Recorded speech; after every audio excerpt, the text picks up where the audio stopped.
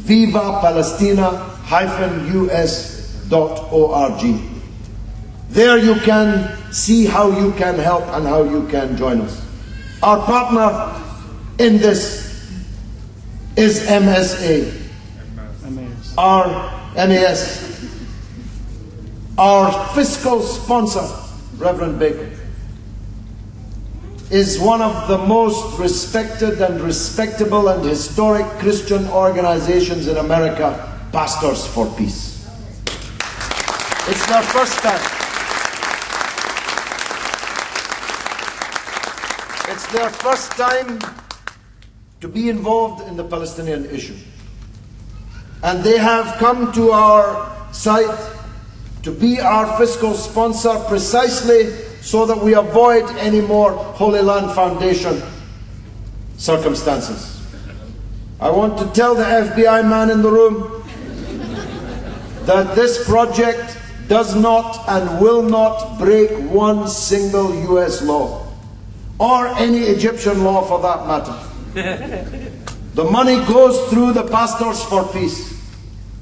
They will release the money, and they will supervise the handover of the trucks and the aid to non-political, non-government organizations in Gaza. Children's hospitals, orphanages, schools. No politicians of any kind will be involved in the interface between this US convoy. It's not how we did it, because our laws are different from yours, but it's how we must do it here in the United States. And when it arrives, hundreds of American trucks, think of the message that that will send. First of all, to the Muslim world. It will send the message that the American people are not your enemies and should not be treated as your enemies and harmed as if they were your enemies. This is in America's national interest to make this convoy a success. Think of the impact in Palestine of all these Americans arriving with all this aid. And think of the potential impact here at this turning point moment in the United States on American public opinion. It will help us to bring this truth that we watched on that video to the audience that we have to bring it to. And we have to pick up our game. This is a wonderful audience, but it needs to be much bigger, and it needs to be much broader. We need African Americans in here in large numbers. We need Latin Americans, Latino Americans in here. We need Irish Americans. We need Christians, Jews, Muslims. Seeing this truth that we know and that we hold to be self-evident. But no cause can be won easily. We have to work for it. I close with this. I come from a city where, as far as I knew, there was not a single Muslim, and I never met a single Arab until the midsummer day of 1975, when I was alone in the Labour Party office in my city of Dundee, printing leaflets, busy. The doorbell rang and I almost didn't answer it. But something, I believe it's destiny, qismat, forced me to answer the door. I opened the door and there was a young man who looked like Omar Sharif.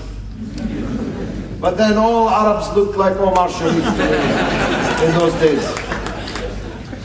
He said he wanted to come in and speak to the leaders about Palestine. I told him I was 21 years old. I told him there's no leaders here, but you can tell me and I will tell them.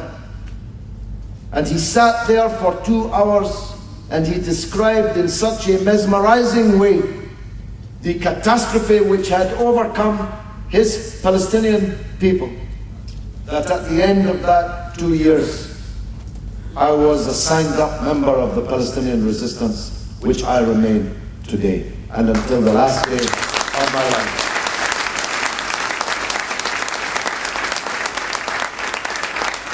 Now believe me, Within 2 years, as I told you, I was living with Arafat in Beirut. 3 years after that, in 1980, I twinned my city of Dundee with the Palestinian town of Nablus. We brought the mayor of Nablus in 1980 to our city. He had no legs, blown off by Israeli terrorists. And he presented us with a Palestinian flag in 1980, which we ran up on the flagpole of the City Hall, becoming the first public building in the Western world to fly the Palestinian flag. And you know what? 29 years later, that flag is still flying from the Dundee City Hall.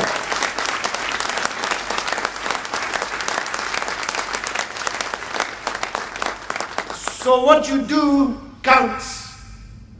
If that man hadn't come to my door, if when he did, he had not been so persuasive, if he had not found the right words, if he had instead found the wrong words, he might never have won my heart. And I would not have spent the last 34 years I have been proselytizing for this cause because of a chance encounter with one man. You have to be like that one man. You have to find others like me. You have to speak to them in the right way and avoid speaking to them in the wrong way, so that the next time I come to Dallas, there's no room in a hall this size or twice this size.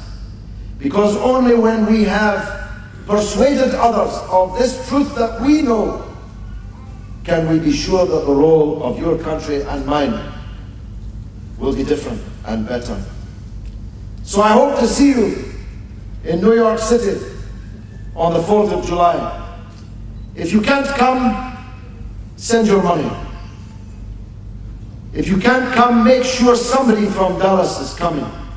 You wouldn't want that girl to see all these trucks with all these names of cities from Milwaukee to New Orleans and wondering where is Dallas.